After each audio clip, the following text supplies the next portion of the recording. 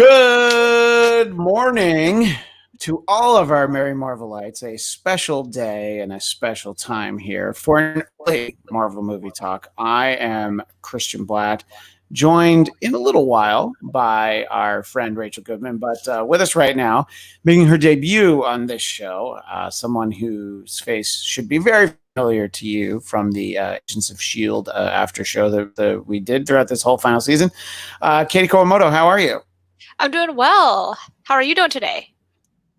I'm doing all right. I think that it's a little bit of a mixed bag on what we're going to talk about today because there's this excitement about there being a new movie that we've actually seen. The movie itself we can talk about, but the fact that we got a new movie of any shape is a little bit surprising, and it's a very unusual feeling after really pretty much not quite 6 months, but a good 5 months of just no new movies.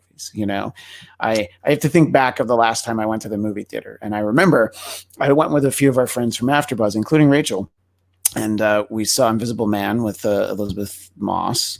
So we saw Yeah. Invisible Man, and before that, I had taken my kids to a press screening of Outward, the Pixar movie. Yeah. And those are back. Both of those are back in like the beginning of March. So it's been a while, but Yeah. we'll talk about that.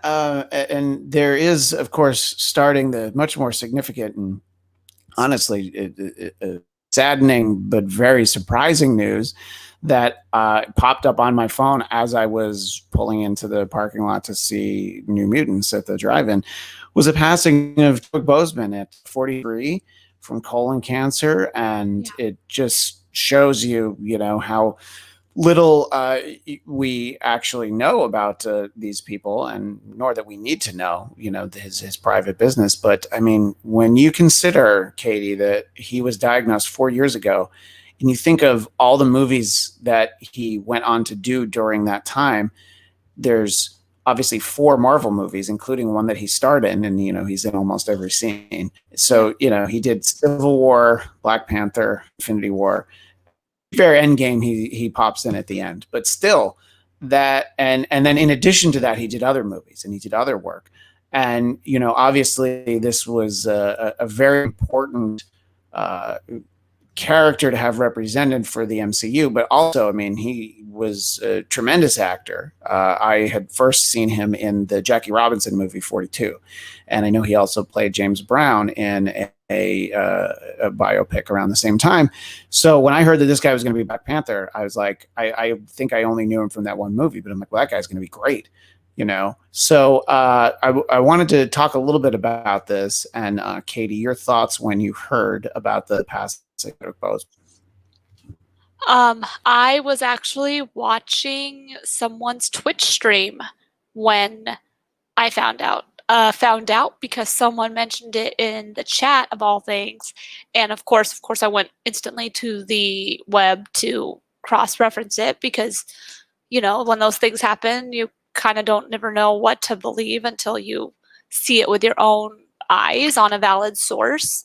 And I couldn't find a valid source at first, and then my roommate, I told her, was like, someone just said Chadwick Boseman died, and so she saw that it was an Instagram post, and that's when I saw it was like it was on his actual Instagram, and it was. We both kind of had to take a few minutes because we were just like, "Wow, this is heavy." And then I went to work the next day, and we have the Black Panther statue at the front of our store.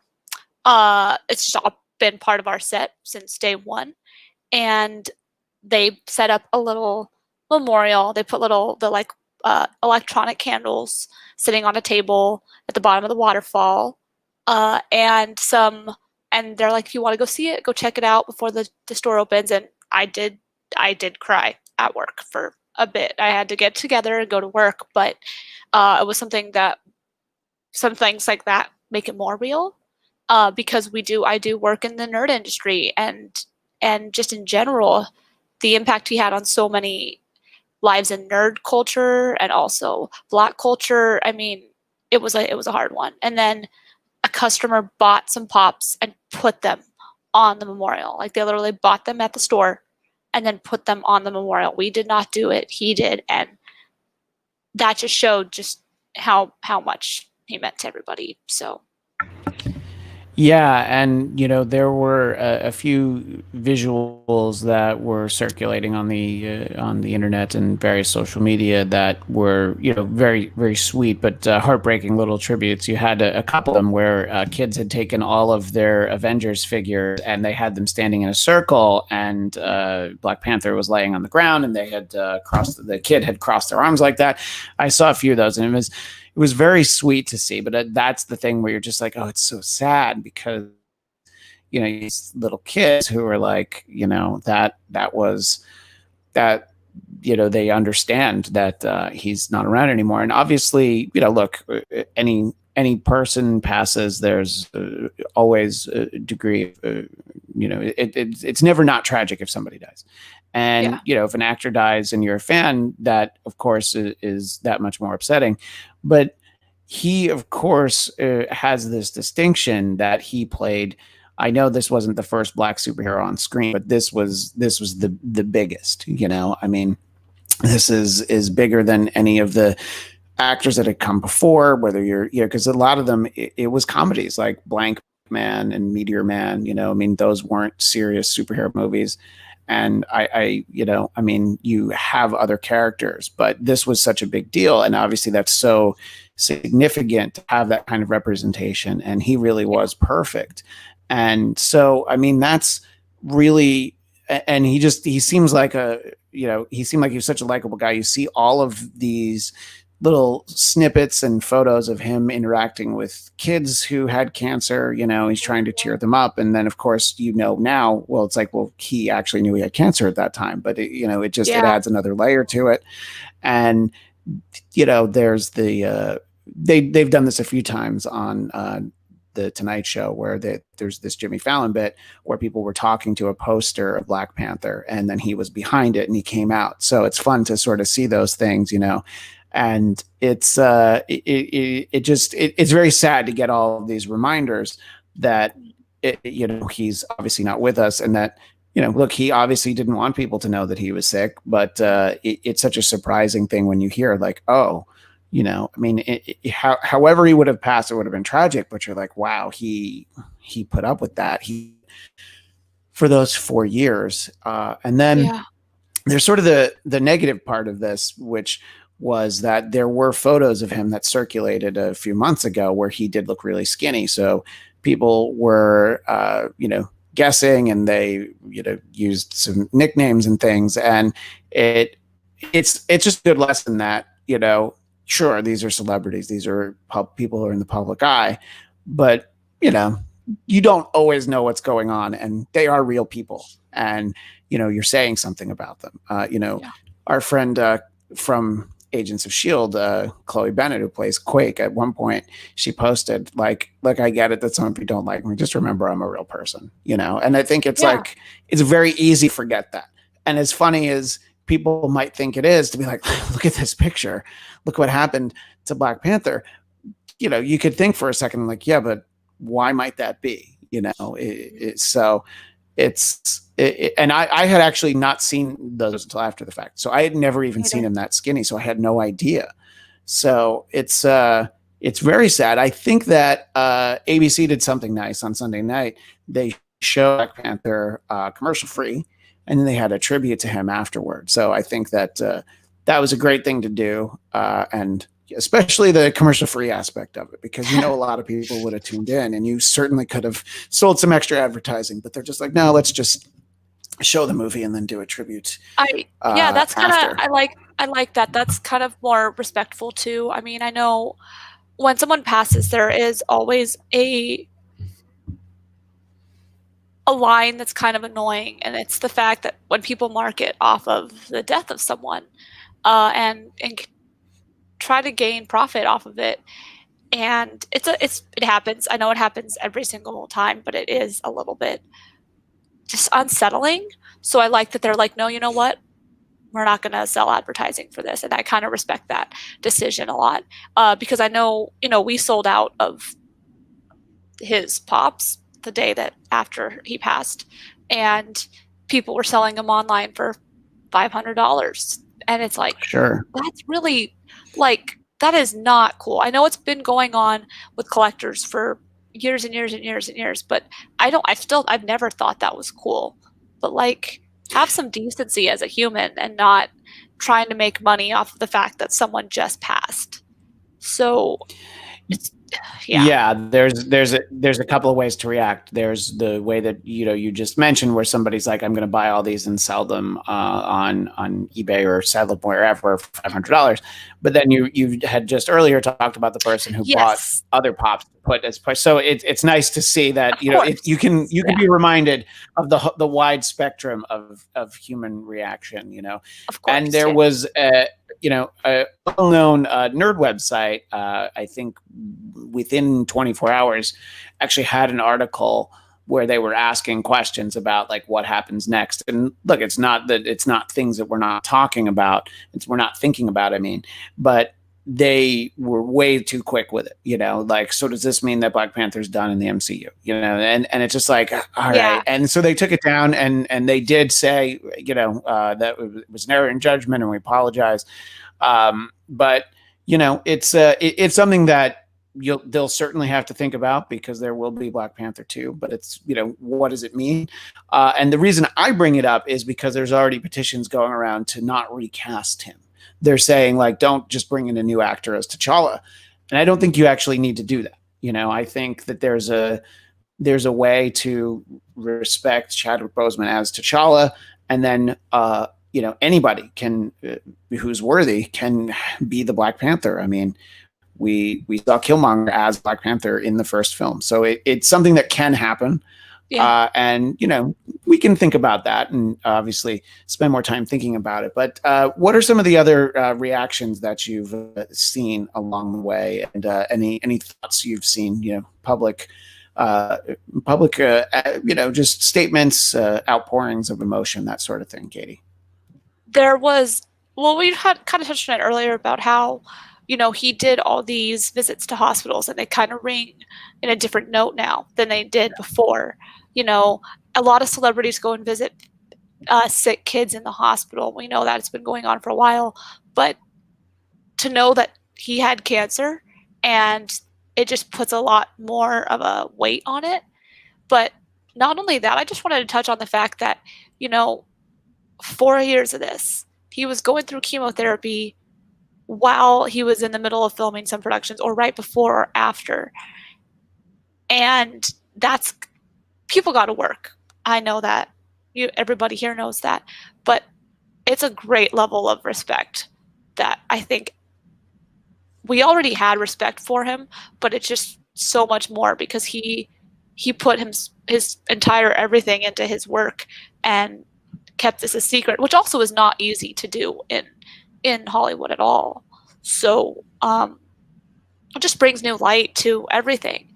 And I know a lot of us at work were pretty emotional during the day about it, because it's not easy to go into a nerd saturated culture on that day without thinking about it. Sure. And I was working right next to the Black Panther section all day, so I was getting all the questions about, oh, do you still have this, and seeing all the little kids who had their Black Panther attire on, everybody like that who came into the store. I think a good amount of people were wearing Black Panther attire that day.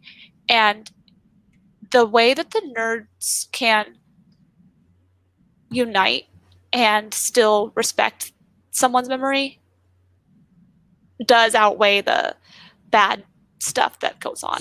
And it was nice to see people still joining together during this, because I feel like Chadwick would have liked to see that people are like, we're gonna do this together. We're gonna all join it together. And there was a lot of photos at Black Panther that day. So Yeah, no, I would imagine. I'm sure that'll continue. The interesting thing for me is that I literally have a twice daily reminder of the importance of the character, because my son Felix has a Black Panther electric toothbrush. So every morning. There he is, and and the interesting thing is that my son's 5, so he hasn't seen any of those movies, but he knows who that is, and it's it's nice to see that character's everywhere, because when look, I'm in my mid-40s. I've read Marvel comics for well more than 35 years, basically, and the characters that I sort of knew, even as like fringe characters, and you start to find them, and they're great. I mean, there's Black Panther. There was like an epic, like 25-part anti-apartheid story that was in Marvel Presents in the I believe it was the late 80s or early 90s, and he was just always this important character. And the fact that he was able to be translated to the big screen in a way of people, like, yes, that's what we wanted. They had it right. And so that's what makes it, it's that you're glad you have that quality of work to enjoy, but it just makes it that much sadder that he was going through this, and people didn't know. But I think they did a great job introducing him in Civil War, which is funny because when you think about the fact that like the big deal about Civil War was that it introduced Spider-Man, but then also it had Black Panther in it, and he was so great. And, we got to meet his father, T'Chaka, as well. So I think that there are a lot of nice tributes out there, and Sergio in the chat actually references one of them. I saw recently a comic of a young boy crying to his father, saying, "My hero is gone." Later, the Black Panther visits his dreams from the afterlife, like how he spoke to his father in the actual movie. And Sergio continues, he told the boy in a dream, "You are a king." And there is a quote from Black Panther that we're kind of seeing a lot, which is, that death is really is not the end. It is the beginning. It's a stepping stone. Kemi Egan says, "It's a sad day for all of us. With our Marvel King, he'll always be missed." And Daniel Drew has said that he's been enjoying a lot of the fan art. There's been a lot of really nice fan art. I think you're absolutely right, Katie. The outpouring from fans, from the nerd culture, when you see something like this, as sad as it is, the fact that people are able to express themselves and then share it seconds later. You can do a drawing and then it's out there and then people can see it, and it's nice. You sort of about all the good outweighing the bad. One of the bad things I wanted to talk about was Elizabeth Olsen got chased off Instagram because she does not post regularly, and I guess we're talking about all the good for the people that are part of this culture of nerds. There will always be those very loud, that small number that feel like they need to judge people and call them out, when it was just like, she doesn't post a lot. It's probably very emotional for her. She didn't know what to say. And it's like, sometimes you need time to process. And, she's always seemed great. So, you hear stuff like that and you're just like, oh, that's annoying, but it does get outweighed by the good, I would say. Right, Katie? Yeah. And Instagram is, in my opinion, one of the worst things that people get. I think one of the things people get attacked on the most is on Instagram and on Twitter. And I mean, they're both great social. They're both great social tools. Obviously, they're great for networking. They're great for so many things, but they bring out the ugly in people, and that's not that. I really am. That's one thing I keep hoping in our culture changes, is the bullying behind a keyboard. So. Yeah. Charles Lee chimes in on the same thing. His exact quote was, "I hate that quote unquote fans insulted Elizabeth Olsen because she didn't grieve hard enough. People grieve in their own ways." Exactly. Yeah. I mean, you have to think that it was, he seems like obviously such a sweet guy that was beloved by everyone. So you might not have in your priorities at the beginning of the way you process the grief, "Oh, let me post a picture of he and I so that a bunch of strangers know how sad I am." And also, go ahead. It's honestly none of our business how someone chooses to grieve.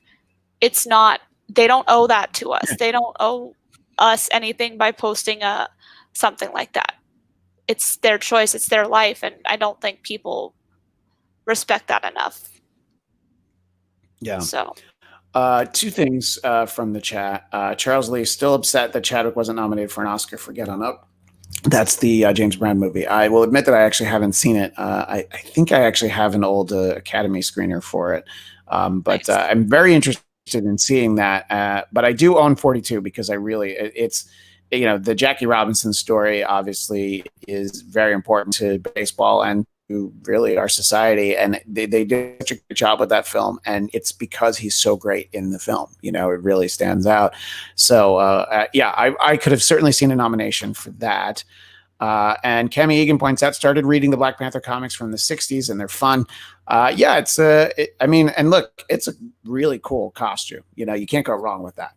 So there's no shortage of great Black Panther stories. The earliest Jack Kirby ones, there's the ones that I mentioned, and there's more recent stories where you can find the character. And I think that people who are worried about the character, I think that there will be somebody in the Black Panther suit. They will certainly include him in movies. It's just, I'm sure that they don't know what that is right now.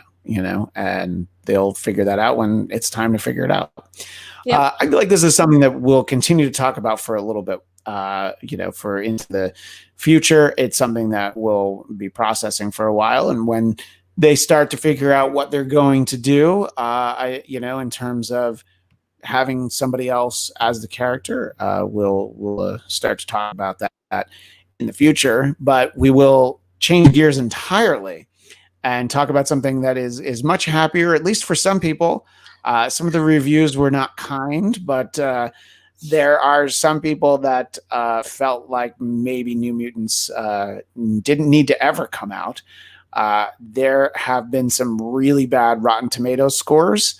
There have been some reviews. I got into a little back and forth with the author of the Forbes piece that everyone's quoting that says it's the worst X-Men movie ever. And I had to dig in and say that's not possible, because there's nothing that it will ever be worse than X-Men Origins Wolverine. And he even made a point. He's like, they use multiple locations in that. They have a lot of actors in it. And I've always contended that inside the X-Men Origins Wolverine movie, Liev Schreiber is fantastic as Sabretooth, but the movie is still garbage. It's got Ryan Reynolds as Deadpool, and he's terrible. So that'll tell you how bad that movie is. That alone is terrible. But to be fair, it does have Hugh Jackman in it. So I can understand somebody grading it, but it was just that was such a disappointing movie. I think that's worse because you have so many elements that could make that a good movie, and then it's so bad. And I also rank X-Men: The Last Stand for that. But anyway, the funny thing about that, and so I 33%. 33%, yeah. But honestly, when you think about it, if you look up the Fantastic Four movie that came out in 2015, I think that's at 9%. Yeah. But you get the critic score, and I know it's a different universe, but the critic score for Batman vs Superman is 35 or something, and then the fan score is much higher. I don't know. This is a movie that I think people will appreciate in some level, but look, is it great? No, but there were some good things about it. What I was just going to circle back on with the tweet that referenced that this is the worst X-Men movie ever. Maisie Williams, who plays Rain / Wolfsbane in the movie, she retweeted it and said, "Wow, sounds like you should rush out and buy your tickets." So I thought that was very funny. Yeah. That she was acknowledging that the reviews are not great. And I wanted to kind of get your thoughts, Katie. So you went to go see it. We're both in the Los Angeles area. So you went to go see it at kind of a pop-up drive-in at the Rose Bowl, right? Correct. Yeah. So for the viewers who are not LA area or have not heard about it, the Rose Bowl announced that they would be doing a drive-in movie for the New Mutants. And I was really excited. I had never been to a drive-in. It was my first drive-in experience. So I was kind of excited to be able to, go to see a movie on the big screen again. And then be able to go at an iconic venue like the Rose Bowl, but not have to deal with the hundreds of thousands of people that are normally there. Because normally the Rose Bowl is a big headache. It takes an hour just to get out of parking and get to your car and get out of the parking lot. And then there's hundreds of thousands of people because I was there for Taylor Swift a few years back. So it was really weird. My wife was at that concert as well. She Yeah. texted me when it was over. I think I saw her like 2 hours later. And we Yeah. live in Burbank. It's not far from Pasadena. It took her like 2 hours to get out of the parking lot and here. Yeah. Yeah. And I've been to national championship games there. I've been there for big events. Yeah. And for football, I've been there for and there was a point where I vowed, I'm like, I'm never going to this venue again, just because it's like it's just like it's so big, it's hard to get out. So this was obviously less than that. Going to see it was bizarre. I mean, just kind of like when quarantine hit, and I would walk down Hollywood Boulevard, and it was a ghost town.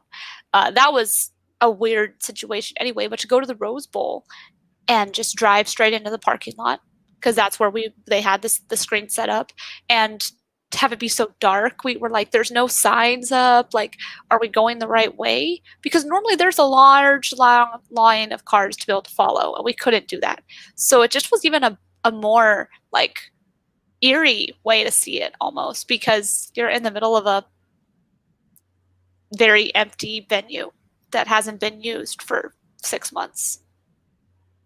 Yeah, that had to be a weird feeling. And now, is there sort of the traditional, is there like a snack counter? Is there that sort of thing, or was it just a parking lot where you can watch a movie? No, they actually had food. They still had concessions. They had a tent set up that was you ordered on your phone. Everything was ordered on your phone, and then they would send you a text message saying when your food was ready. They had a concession stand, and then they had a food truck. The night I went, they only had one food truck, but it varies depending on the night and the showing. Sure. So basically, you text a number, which when you get your tickets online, they're $40 a car. You can text the number New Mutants, and then it sends you the link to order food. The night we were there, they had like a Korean barbecue truck there. Nice. Selling like Korean barbecue bowls and wings. And then they just had the normal concessions that had popcorn and ice cream and canned sodas, because obviously that's the best, easiest way to do things right now. Which I like. I prefer canned sodas anyway. So, I mean, it's still going to cost you more like your normal movie theater prices. And then they had bathrooms open inside the concourse of the Rose Bowl. So they were monitoring them, making sure they were clean. But you had to wear your mask if you were out of your car. If you were out of your car, you had to wear a mask, which is just like everything else. So, sure, of course, yeah. And there was two sides of there was a screen on both sides. When I walked concessions, the other side of the parking lot was empty. So I don't know if they're staggering it. So I don't know if they're staggering it, like the 7:30 show was on that side and the 10:30 show's on this side, so that they can regulate traffic, or if that's just in case they sell more tickets. Either way, it's a very spatially efficient way to get more cars there because they had it on both sides. So the only qualm was that you couldn't really pick your spot. Depending when you got there, they just told you where to park. That was the only downside of it, is that we had like two hatchbacks, and they had them staggered, so it was like one car here, one car here, one car here, so that you could still somewhat have an open way. And I don't know if that's how they normally do drive-ins, but that's how they did it this time because of social distancing, and they had to like keep spaces between cars. But like the back of the hatchback, some people were sitting in the back of their car, so it would kind of block the screen a little bit from our angle because I have a small car. So other than that, though, it was only like the tiny bit of the bottom of the screen was blocked. So. Yeah, I went to a more traditional drive-in, the Paramount Drive-In in Paramount, California, which is it's a little bit north of Long Beach. And so this was a traditional drive-in setup, obviously been operational for years. There were two screens. They were also showing the Russell Crowe movie Unhinged, which there were people there for. That screening was at 8:10. Ours was at 8:25. And it was a long line to get in. And there was definitely a moment, because of the 2 years of delays of not getting to see this movie, where I'm like, am I going to get in for this? Like, am I going to have to try and rush to like another, there's another drive-in out in Pomona. I'm like, would I be able to make it there in time if I get turned away at like 7:30? I had all of this in my head, and my wife was able to tell that I was a little bit stressed out and, just but the shows did sell out at because I follow this theater on Instagram, and they, there would be like an 11 o'clock show. But when you have two kids like me, and it going to a movie, drive-in or otherwise, means you're spending an extra $100 on babysitting, you can't then add 4 more hours to your night. It's not as easy as that. So I was very glad to get in, and being at the Paramount Drive-In. Interestingly enough, Rachel is not here at the moment, but she was indeed there with Hubby Joe. And I got to meet the Hubby Joe, and Rachel and I talked afterwards. We're doing another show on Thursday, also at 10 a.m. Pacific, 1 p.m. Eastern. So Rachel and I will get to talk more then. Michael, who's usually with us, he's seeing it on Wednesday where he lives, so he is not here today. And by the way, my friend Jason Lee Beckwith, the Catman in Kiss Alive, the Kiss tribute band, would play a drive-in concert in a heartbeat. Jason, I would go to the drive-in concert. I would be ready to go. I've seen some of that. There have been some concerts up in Ventura. They do, I think, once a week. I think it's at the fairgrounds there, and it would certainly be worth trying to see how it goes. And Jason also adds that he would take his family to a drive-in movie every week if he could. I've taken my kids to see Trolls World Tour at the drive-in. That was back in May, I think. And it was fun. They'd never been to the drive-in before. Actually, my wife hadn't been to one either. So nice. As I've talked about on this show and other, with the closest to me was drive-in. It was about 15 minutes away, whereas the other theaters were about 20. So I saw a lot of movies at the drive-in, but it was fun. I was glad to see it, on a big screen. And, there was a concession stand, and I was really excited to get movie theater popcorn. And then I saw the line, and I'm like, I'm just going to miss the movie if I try and do that. So next time. See, that's why I kind of liked the Rose Bowl setup, because you didn't have to worry about waiting in line. They texted you and said, your food is ready. So I thought that was ran really well. But, not really everybody like that. And during normal circumstances, when movie theaters are open, like I've done that at AMC, I've ordered my food ahead, and you can you can select the time that it'll be ready, and it's just sitting there. So yeah, I like that idea. I was encouraged to hear that. There's a very real chance that I might see this movie again, and if I do, it will be at the Rose Bowl. So some of that was research to see, yeah, and but. Yeah, Rachel and I did talk about it afterwards, and like I said, I got to meet the Hubby Joe. It was very exciting. Don't be jealous, everyone, that I met Hubby Joe and you didn't. Tehran apparently met Hubby Joe, but doesn't remember. So but at least you remember. Those wounds are still fresh. Yeah, I remember now. Yeah, that I all right, so I have a lot of thoughts about the movie and the characters, but I want to start with you, Katie, because if nothing else, we believe in chivalry and ladies first and just manners. You're our guest this week, so I wanted to start with you. What was your familiarity with these characters in the movie and your thoughts about the movie before you even went to see it? What? Just tell our audience a little bit about that. I didn't have a lot of experience with the characters from this movie other than what I've heard people talk about over the years. So I kind of went into it as a fan of X-Men in general, and a fan of horror in general, because I, was curious to see how it would go with the horror component in Marvel, because technically, because they bought Fox, this would be Marvel's first horror film, right? Because I know they were going to say Doctor Strange would be, but because they bought ABC, it would technically be their first one, in my opinion. But I kind of went in with low expectations, because obviously it's been delayed 4 times it was delayed. I think it was 4 times it got delayed. They made fun of themselves at Comic-Con. Yeah, they made fun of it at Comic-Con in their panel. So that was funny, and I already went into it like, you know what? I'm not going to take it seriously, but I'm going to just try and enjoy it and be happy that I'm at the movies again. And I didn't hate it. I definitely did not love it. There were some major problems I had with them, which we can dive into more. But at the end of the day, I was just happy that we were able to see another movie in theaters.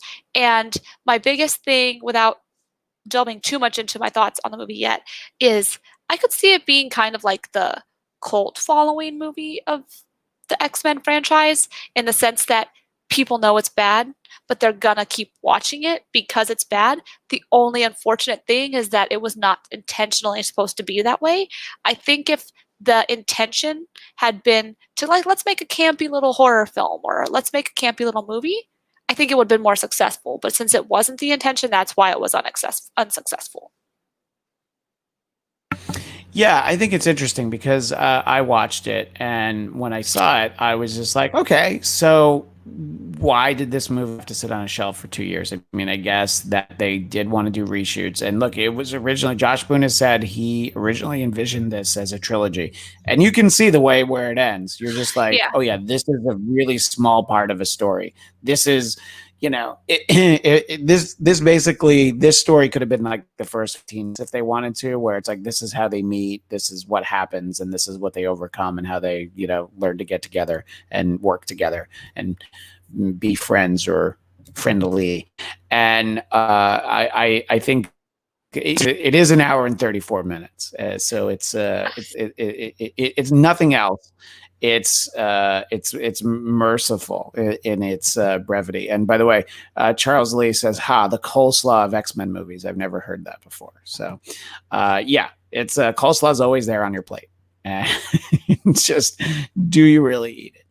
But I think that there are a lot of things to like within it. I can certainly see what the big picture problems are. Because I posted on social media that I thought it was fun. A friend of mine who lives in Canada went to the theater and saw it, and he said that he hated the movie, he hated the actors, and he hated the accents. And I'm like, all right, it was clearly not a movie for you. And I really thought that Sam's accent, Cannonball, the Kentucky accent, that was really hard to sit through, because there were times that they had done ADR. Which is dialogue recording, voiceover, looping, whatever you want to call it. And he just sounded different. And it was like, I did this movie 3 years ago. I don't know what crappy Kentucky accent I used at that time. But I don't know. I mean, I didn't hate Maisie Williams. I mean, first of all, I believe she is Scottish. She just doesn't talk like that, So yeah. I was okay. I was, that didn't bother me. I think Ileana needs to have a thick Russian accent. And yeah, but it was a little rough. Bad. Yeah. Yeah. Did you even go ahead, Katie? Well, sorry, I didn't mean to cut you off. I'm sorry. It's okay. Go ahead. So with the accents thing, I was talking to someone about it. I feel like the reason why the acting came across as bad was because they were focusing so much on their accents, and I feel like that might have been what harmed it. Because I don't necessarily think that all of the people in the film were bad actors. I don't think they are. We know Maisie is not. Now, will Maisie fall into the curse of Game of Thrones, where you're only good in that show? To be determined, because a lot of Game of Thrones actors have only been good in Game of Thrones and have not done so well in their side projects. So hopefully that's not the case with Maisie, because I do really enjoy her as an actress.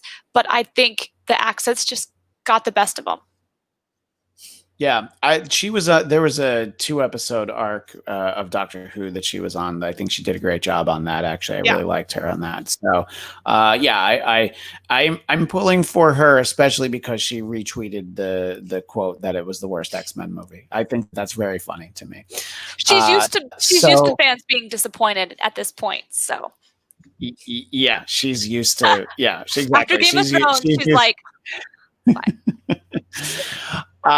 Yeah, so I was a fan of the New Mutants in comic book form, and I think that this permutation of the team I think was good. It was very important that we have Magic because she's the coolest. It's just that simple.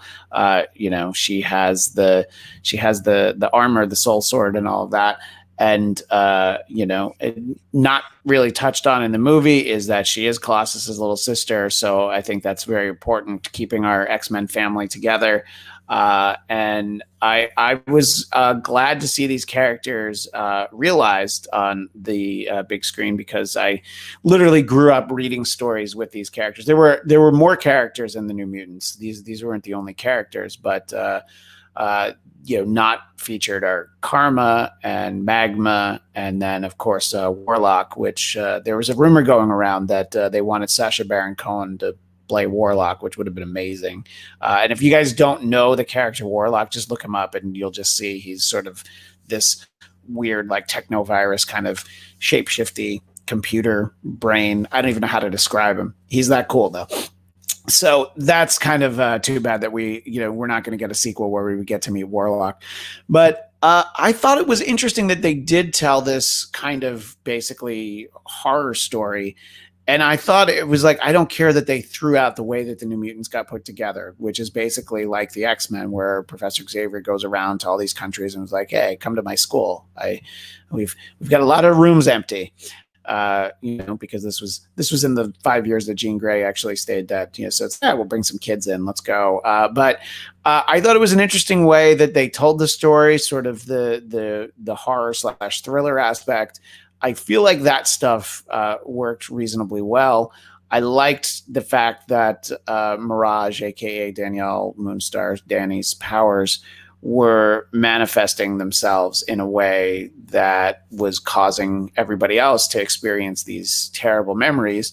And I think it was a really good origin story the way they told it. I think it really could have been interesting to see what they would have done to continue these stories forward, because it's very light on the details for Ileana's backstory. Those creepy, like sort of faceless people.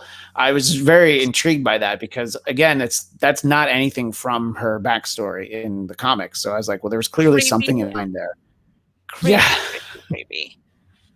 Yeah, exactly. And I read somewhere online that they were voiced by Marilyn Manson. I actually didn't look that up to see if that was true, but I hope it's true, because I was just like, hey, who's the creepiest person on earth? Oh, wait, I know. Let's go ahead and have him do it.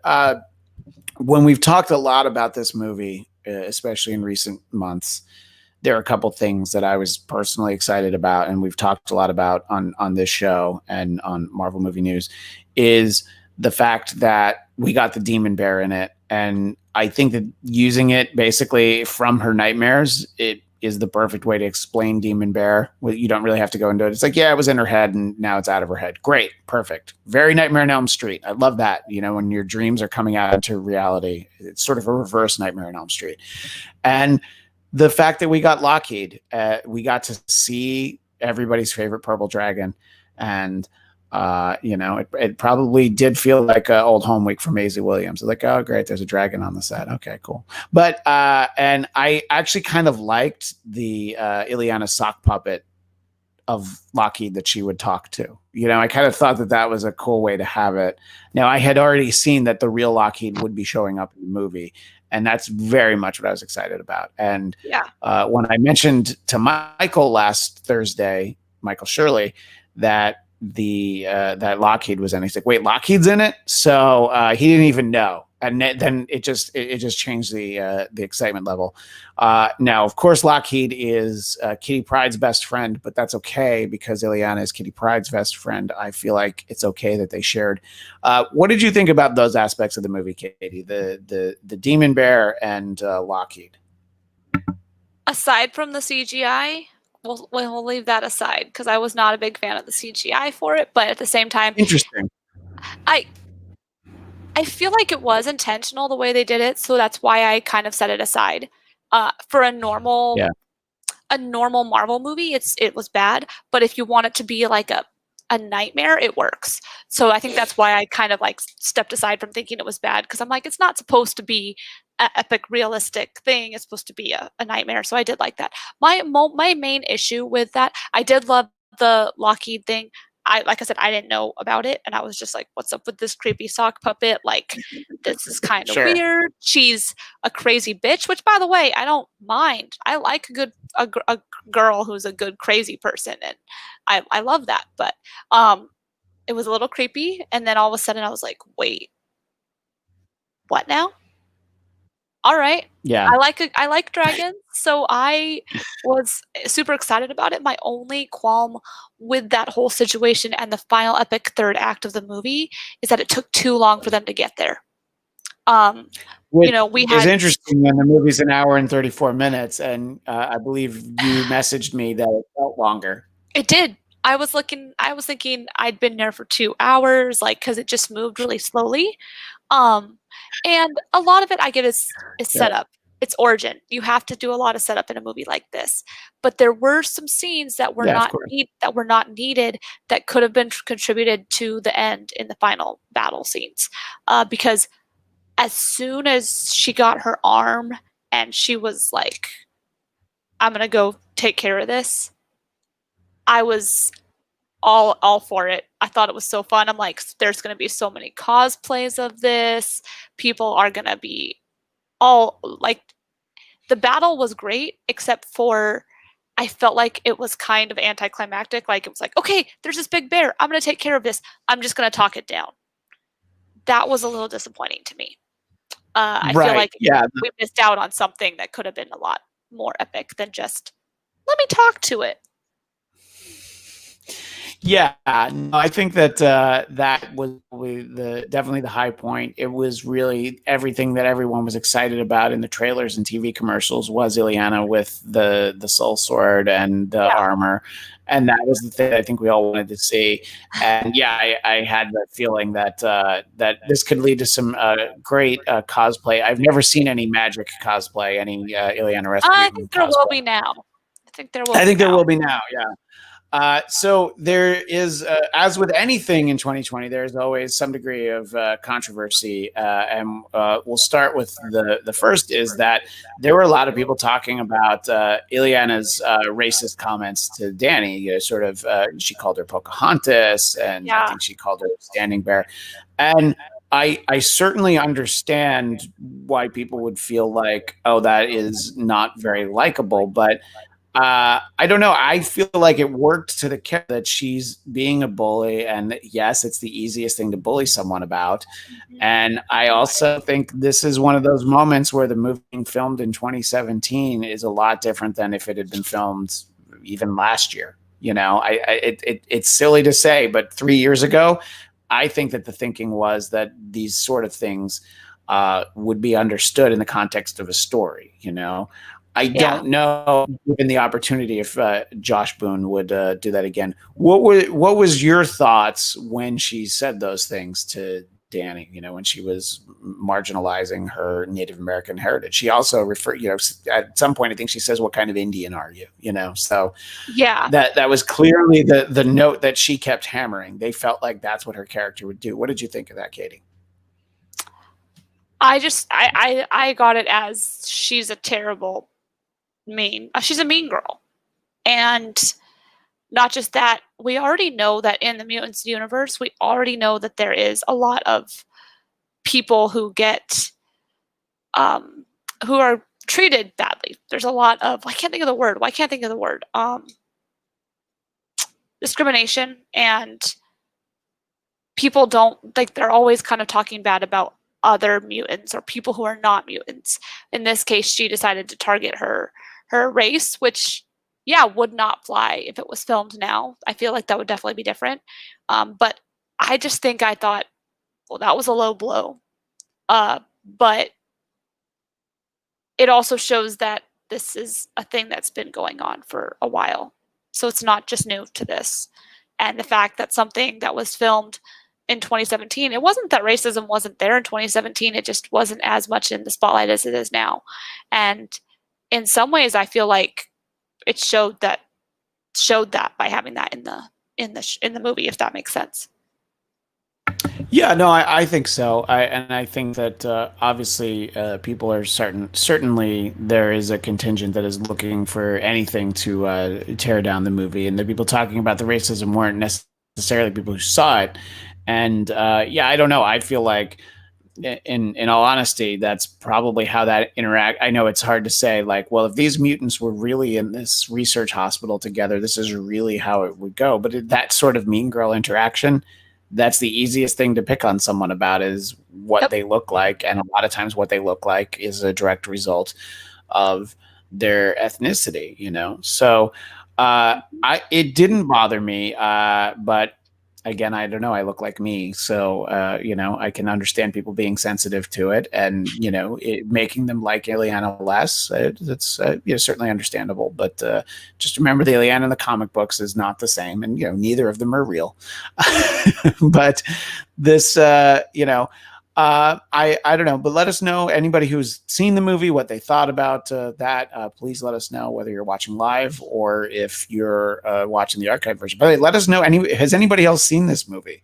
I know They're that some trying to people find live out in, if they want to see it from our review. yeah, I know. And you know, Katie's review is not the best, not the worst, but you know, it's not. And mine is like, oh, it's not great, but it's, I don't know. It's in the middle of the pack of X-Men movies for me. It's better than Yeah. like 5 of them, I think, for me. I think it's better than Dark Phoenix. It's better than Apocalypse. It's better than The Last Stand, and it's better than Origins Wolverine. So maybe it's better than 4. See, I think But it's hard to compare it because, like, I feel like they're all good for different reasons. yeah. Like, I know one of the reasons I hated Apocalypse, but there's Well, different now things you about should it. tell us what's the reason you hated Apocalypse. The costuming was very distracting for me. When I Are know you specifically talking about Olivia Munn as Psylocke? it's Because just, it just looked like it looked like cosplay, and but I think that's a really cosplayers, cool costume. yeah, but cosplayers can do it better, and they have less money. And Marvel has how much money to make these Yeah, costumes? So yeah, that's and if you want her to have a comic book accurate costume, there's a way to spend money on it. Go86 apparently has seen New Mutants and he liked it. Kame Egan references the other movie that came out this week, and I haven't seen New Mutants, but I did watch Bill and Ted Face the Music and was disappointed by it. I'm inclined to Bill and Ted Face the Music, which is Bill and Ted 3. That was also released video on demand. So if I see it, I'll probably see it in my house. I don't know that I can get away for another night out at the drive-in, especially if I'm going to see New Mutants. although that would have been again. an interesting double feature. Yes, that absolutely would have been. But Kemi Egan, let us know if you live somewhere where you can see Newtons, or if you just did Bill and Ted on demand. But look, it's a personal choice for anybody who chooses to go inside of a movie theater to see a movie. You can feel that the safety precautions that are being taken are adequate, and you feel safe. And then there are other people who feel like it's a bad idea and it's very unsafe, and those people shouldn't go to a movie. And I would say, if you're on the fence, New Mutants probably isn't the movie that's going to drag you into the theater where you're like, I don't trust it, but I am going to come back. And this is the movie that's going to get me to go to the movies. Me personally, it would be really hard to keep me out of some way of seeing it because I waited for this movie for so long. I think a lot more people are likely to go to the movies next week when Christopher Nolan's Tenet comes out, a film that will not be released in New York and Los Angeles because they're doing this thing open, where they're only releasing it to drive-ins in markets where there are also indoor theaters open. So because that is not New York and Los Angeles, they're saying right now the two biggest markets in the country, they're like, nah, Tenet will sink or swim without New York and Los Angeles, at least for now. They'll do a slower rollout. So, you know, and let's see, Kame Egan says the drive-in is about a half hour away, so it might be a fun date night. Yeah, I mean, get there early. I know that's what Rachel and hubby Joe did. And Kame adds that enough to go into a theater, and I get that. By the way, I completely get that. I can't say that I would go into a movie theater anytime soon. I've seen a few reports of this. Daniel Drew points out someone I follow on Instagram drove to Vegas to see New Mutants and liked it. It's a good thing they liked it, because did you imagine driving the 5 hours from LA to Vegas and then you see a movie that you thought was terrible? Well, I know. And by the way, anybody who did that, I hope stayed the weekend and, you know, I don't know, went to a nice restaurant and gambled some, you know? I know me and my friends had debated, I don't know if Christian, if you remember, if you were there, but we had debated being like, should we drive to Vegas to go see Tenet and New Mutants? And there was another one. There was a third movie. Yeah, but not Bill and Ted. There's a David Copperfield movie that's out. There's it can't be Unhinged, the Russell Crowe movie. I can't imagine that it's that. But there was a third movie that we're like, do we just go to Vegas and see a triple feature? Yeah, and see a triple feature. Look, I get it. And I said this on this show within the last couple of weeks. If I was, especially if I was single, but if I didn't have kids, the idea of going into a theater would probably seem a little bit less scary because the only person I run the risk of hurting is myself. Or I guess the reverse of that is, but I think that if I did go, as much as I love my snacks, I think I would just, leave my mask on the whole time. So there's that. But I can understand the appeal for people who went. And by the way, Rock 620 has tried to go to the Warwick Drive-In in Warwick, New York, which is right next to where I grew up. And he has been unable to get in because it's that double feature of New Mutants and Deadpool. So, there are others.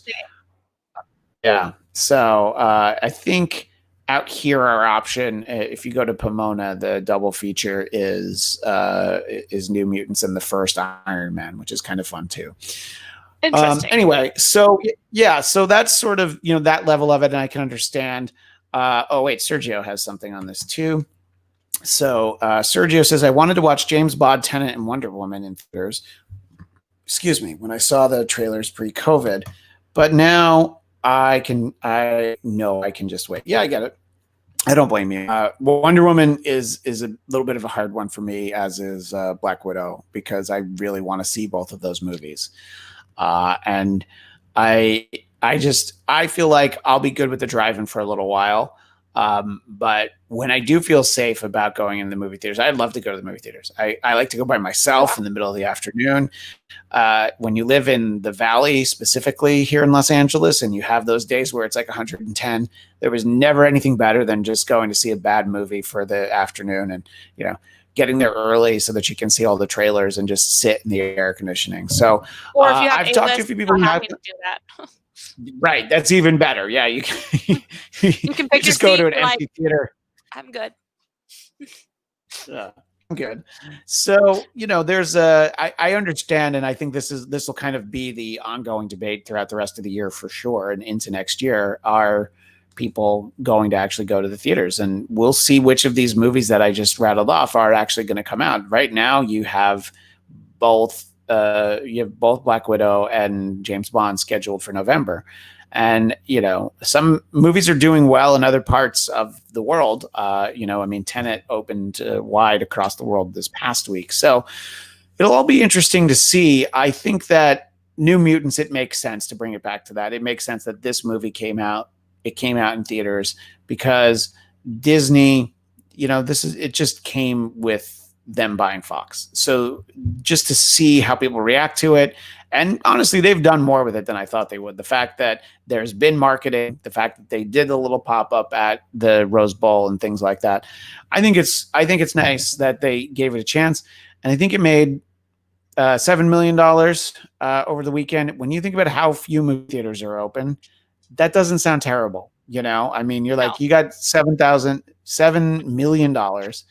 And when you look at the top 10 box office grosses for the week, when you get to number 8 and 9, they have under $1,000 as their gross because they're in like 10 theaters or something. I literally saw one that made, I saw that there was a movie that I hadn't heard of. It was an IFC movie. It made $869. So, 7 million is pretty, is pretty impressive.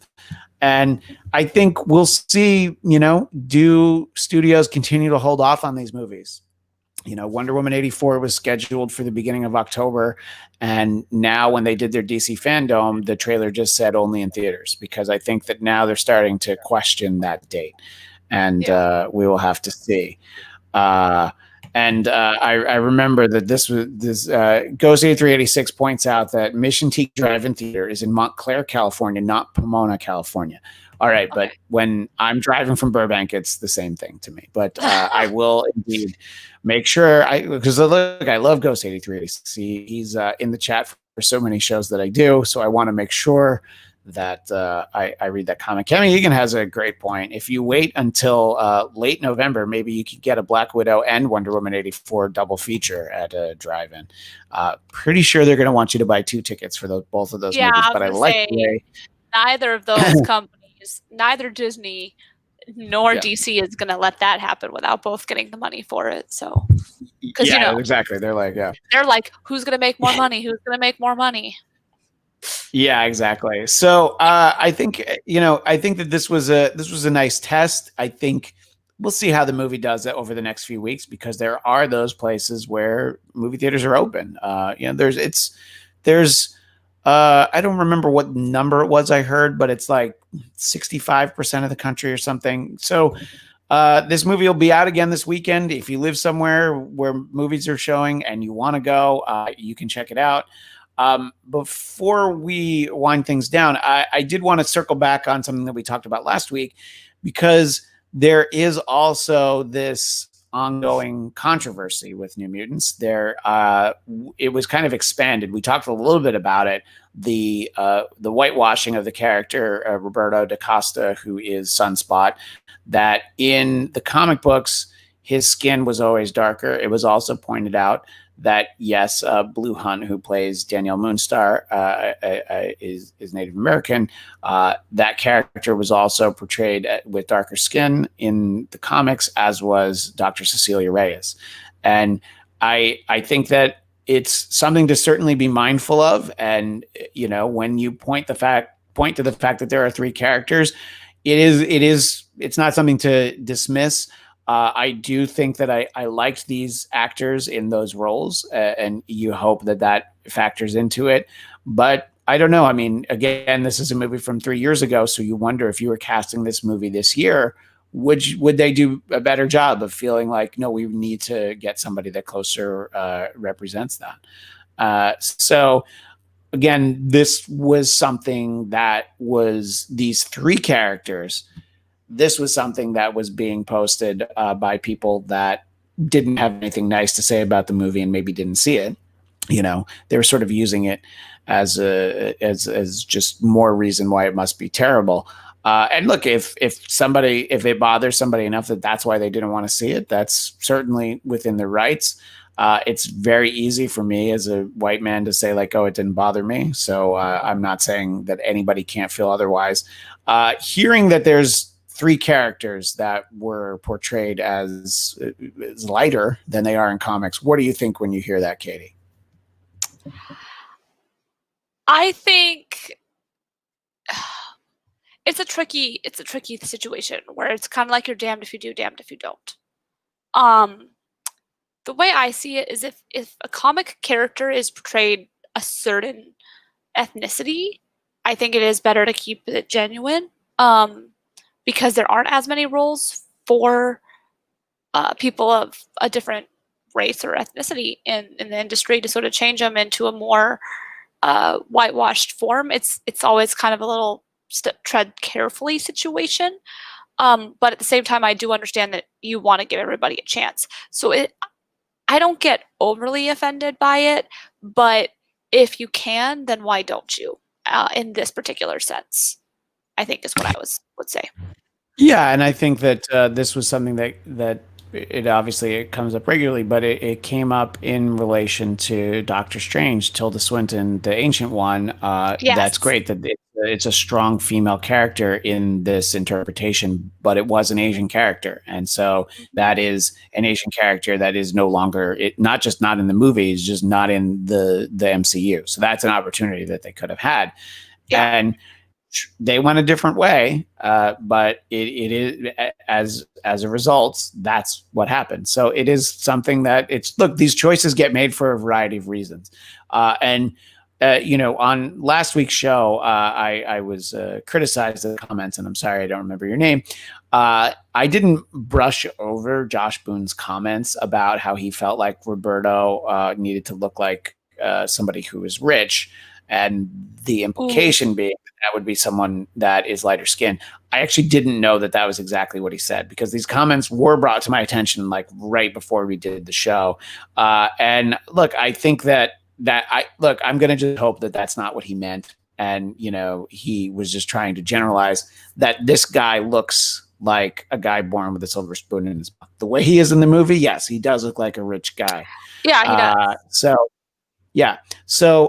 But I think that obviously there is a way to more articulately express that, you know, and I think that I don't know anything about Josh Boone. I don't need to come to his defense. I just wasn't as up to speed on exactly what he had said, and I was kind of trying to read it while we were talking. So that's what happens. But look, I understand that this is something that is very much in the minds of producers and studios and everybody involved with movies going forward. This was something else. This is a much smaller controversy, as we're about to wind down in a moment, that the original artist on New Mutants is Bob McLeod. It's spelled McLeod. I was like 7 and I didn't know that it was supposed to be pronounced McLeod. And his name appears in the movie. And he wrote on Facebook that this movie was done 3 years ago and they had 3 years to fix the fact that his name was misspelled in it. And I can understand for Bob McLeod, that's very upsetting. And that is a long time that they could try and fix it. I feel like we live in the age where spell check is such an easy thing to do. Chris Claremont and Bob McLeod created these characters. Let me make sure I spell both of their names right. You know? Yeah. And so he said that, you know, sort of all of those different the actors and actresses portraying these characters who look different. He didn't only talk about the skin tone. He talked sort of about the way that Danielle does her hair in the comics. And he's like, yeah, I overlooked all those. But then the fact that they couldn't bother to fix my name after 3 years, he said that he was done with the movie. So I don't blame him. I don't blame him either. Yeah.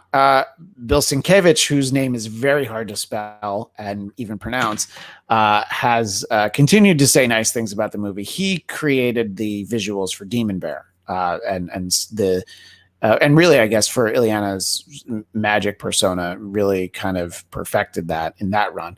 So he has continued to share things about the movie. No words from Chris Claremont, whom I've interviewed a few times. I just think he hasn't seen the movie because I think he lives in Brooklyn and they don't have drive-ins out there. So maybe he'll get to it at some point. Because no one has cars. You know what though? When people live in any of the 5 boroughs of New York City, oftentimes they don't have a car. They don't own one. You can rent them. Saying. Yeah. Yeah. Oh yeah. I see what you're saying. Yeah. Exactly. Yeah. It's like opening a drive-in in Brooklyn is a little bit silly. I could see doing a pop-up at like Coney Island or something, though. That would be fun. Yeah. You know, you could go like out on the beach and watch a movie. So we'll keep an eye on that. Anyway, so that's our thoughts on New Mutants. If you're watching the archive version, please let us know what you think. If you see the movie weeks from now, come on back and leave a comment. I will see it after the fact. And please subscribe to this channel you're watching it on, the Blattcast YouTube channel, BLADTCAST. That is where you can find this show and some others that I do, including the self-titled Blattcast, named after little old me. And you can find me, as it says on the screen, at Christian DMZ on Twitter and Instagram. And Katie, where are all the places that people can with you? You can find me at the handle KT_Christine, which is on the screen, on Twitter, Instagram, TikTok, and Twitch. This is actually my Twitch background. I do a lot of video game streaming in the evenings, late at night. So that's where you guys can find me. I also do another show where we talk about convention news called The Con Guy over at that hashtag show. But if you follow my socials, you'll be able to find me on there as well. Yes, and I've been trading messages with Rachel this whole time. Her meeting did run longer than she thought. And what we have now arranged is the fact that Rachel, myself, and Michael, and possibly someone else, we'll see if anybody else joins us, will actually be back Friday at 10 a.m. Pacific time, 1 p.m. Eastern, because Rachel's flying to Philly on Thursday, if you wanted to know why she can't be here on Thursday. So we'll be back. But Katie, it is always delightful to get the chance to chat with you. And we didn't need anybody else. We had all the fun that you could possibly have here thanks for having on the me. show. Absolutely. And I look forward to our having an opportunity to chat again, or Jaws 2, maybe that'll be the next time that we get together. Maybe. Yeah. Well, thanks again for everyone. Thanks for Colt Bedeau managing the Twitter account at Marvel News PTN, which you can still follow, and you always get the links there. Or, like I said, just subscribe to the Blackcast. That is time for this week. We will see you on Friday at 10 a.m. Pacific, 1 p.m. Eastern. Until then, as the great Stan Lee would say, Excelsior.